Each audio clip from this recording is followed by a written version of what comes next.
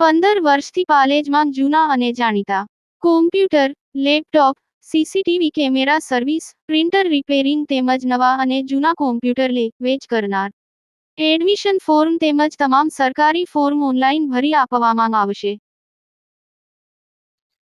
આમોદમાં એક ગાય ખુલ્લી ગટરમાં ખાબકતા ભારે જહેમત બાદ રેસ્ક્યુ કરાઈ. ખુલ્લી ગટરમાં ગાય ખાબકતા આમોદ પાલિકાના શાસકો સામે નગરજનોમાં રોષ જોવા મળ્યો હતો. આમોદ બહુચરાજી મંદિર પાસે ગૌમાતા ખુલ્લી ગટરમાં ખાબકતા ભારે જહેમત બાદ સ્થાનિક રહીશો તેમજ પશુપાલકોના સાથ સહકારથી બહાર કાઢવામાં આવી હતી. આમોદ પાલિકા શાસકોના પાપે ખુલ્લી ગટરમાં ગૌમાતા ગટરમાં ખાબકતા લોકોમાં પાલિકા શાસકો સામે રોષ જોવા મળ્યો હતો.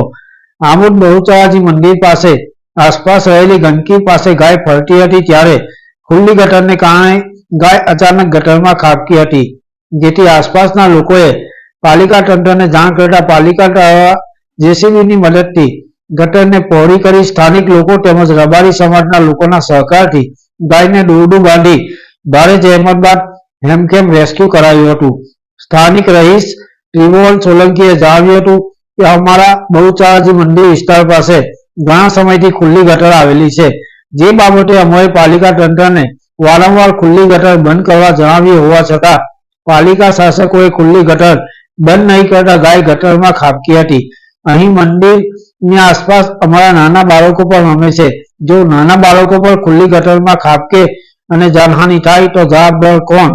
આ બાબતે આમોદ પાલિકાના સેનેટરી ઇન્સ્પેક્ટર હિતેશ અંસારીએ જણાવ્યું હતું કે ખુલ્લી ગટરમાં ગાય ખાબકી હતી, જેને અમને જાણ થતા જેસીબીની મદદથી સ્થાનિક લોકોના સાથ સહકારથી ગાયને સુરક્ષિત બહાર કાઢવામાં આવી હતી. પાલેજ ટાઈમ્સ, ભરૂચ. ઓકે, શું બનાવ બન્યો હતો અહીંયા આપણે ગટર લાઇનમાં ગાય પડી જવાનો બનાવ બન્યો હતો, જે બપોરે 4 વાગ્યાની આસપાસ સ્થાનિક રહીશો દ્વારા ટેલિફોનિક જાણ થતાં આમોદ નગરપાલિકાની ટીમ દ્વારા ગાયને રેસ્ક્યુ કરીને એમને બહાર કાઢવામાં આવેલી છે. શેમાં ગાય પડેલી? અહીંયા વરસાદી પાણીના નિકાલ માટેની ગટર લાઇન આવેલી છે, જેમાં ગાય ખાબકી હતી. એટલે ગટર ખુલ્લી હતી એટલા માટે એ ઢાંકણું ખુલ્લું હતું.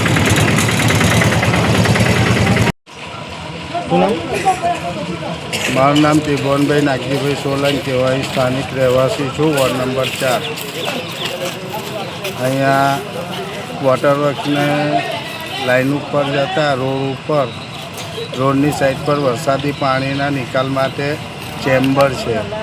એ ચેમ્બરમાં એક પશુ આજે પડેલું છે, તેને ગાળવાની જહેમત કરી રહેલી છે નગરપાલિકા, પરંતુ આ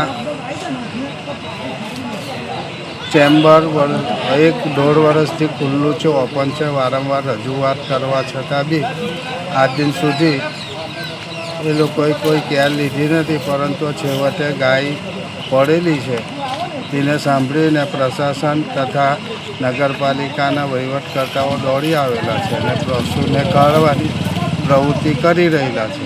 જો જીવિત બચે છે કે મરી જાય છે, હવે રામ ભરોસો છે. આના કરતાં કોઈ માનવ પડેલું હોય ને નાના નાના ભૂલકાઓ અહીંયા રહીમાં કરે ગાર્ડનના લીધે, જો એ પડે તો કેટલી મોટી નુકસાની થાય એ આ મીડિયાના માધ્યમથી હું જણાવું છું.